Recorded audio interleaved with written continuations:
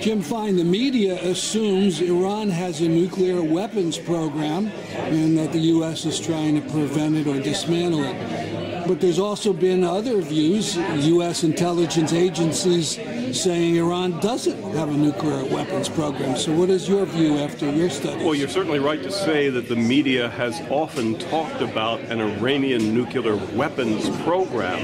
And in fact, people who listen to the news with one ear may even have concluded that Iran already has nuclear weapons.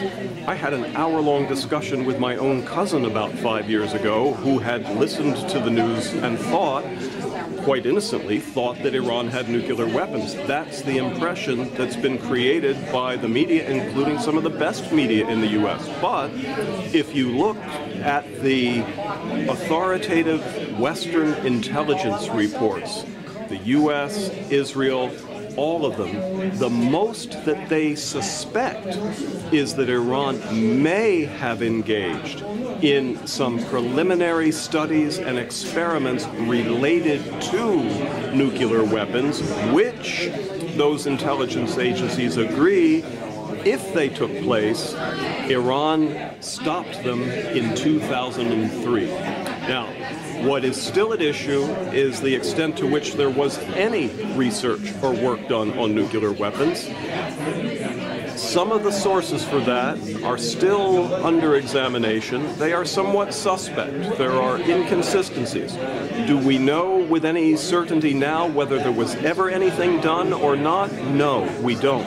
But we can, I think, rely on the estimates of all of the Western agencies that Iran does not now have a nuclear weapons program, and if it did anything towards a nuclear weapon, it hasn't done so for the last 11 years.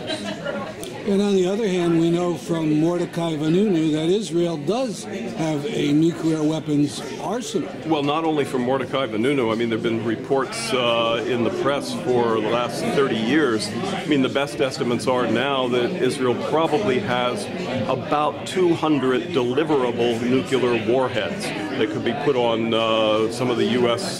planes that Israel has, or could be delivered by rocket. So, I mean, there is the don't ask, don't tell policy, but there is no question whatsoever that Israel is a significant nuclear weapons nation. And I assume the Friends wants to have a nuclear-free Middle East and world. Well, of course, the Friends Committee on Nationalization, on National Legislation and other Quaker organizations have been working against nuclear weapons since their inception.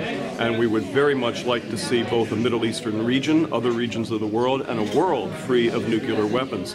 And I think there is a realistic possibility of getting to that point in time.